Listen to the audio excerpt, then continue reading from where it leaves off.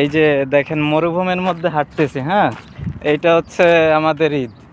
এই মরুভূমির মধ্যে হাঁটতেছি, একটু এই পাশে রাস্তাঘাট আছে, তবে এই আশেপাশে বেশিরভাগ জায়গায় মরুভূমি। একটা সময় এখানে পুরোটাই মরুভূমি ছিল, কিন্তু দেখা যাচ্ছে এখন বেশ কিছু কোম্পানির অ্যাকোমোডেশন হয়েছে আর কি।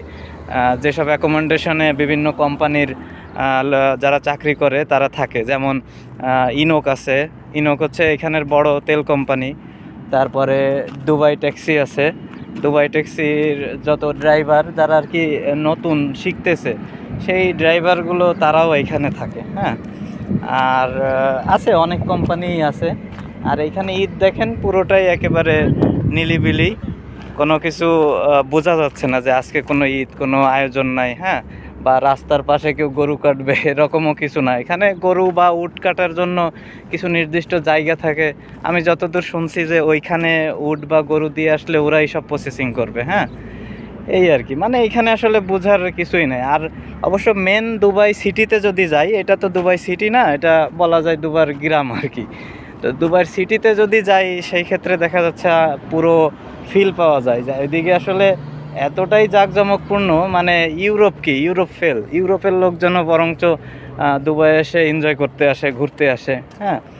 এটা আসলে যে ওইখানে যাবে সে দেখলেই বুঝবে যে দুবাই কী জিনিস। আসলে এইখানে এই এরিয়ার নাম হচ্ছে আল খাওয়ানিস।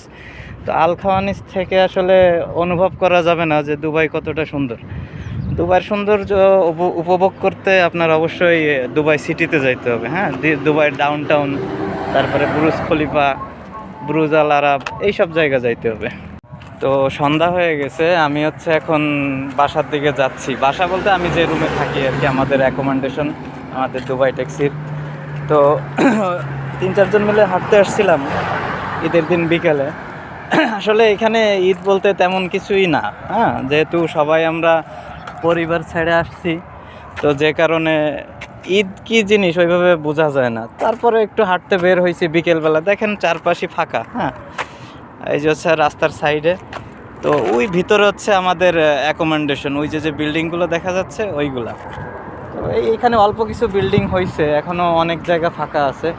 তো একটা সময় শুনেছি যে পুরোটাই ফাঁকা ছিল, তো আস্তে আস্তে হয়তো আরও বিল্ডিং হয়ে যাবে। আর ওই যে সরকারি প্রজেক্ট হচ্ছে, তো ওইখানে আরও বিল্ডিং উঠতেছে।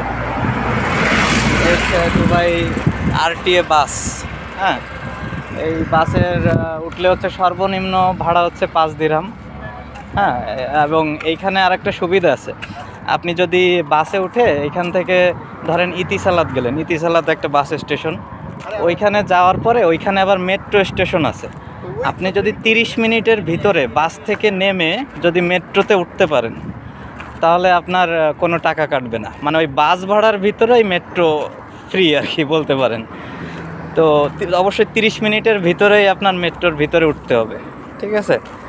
তো এক হিসেবে এইখানে যাতায়াত খরচ কিছুটা কম, এই যে সরকারি আরটিএর বাসে উঠলে।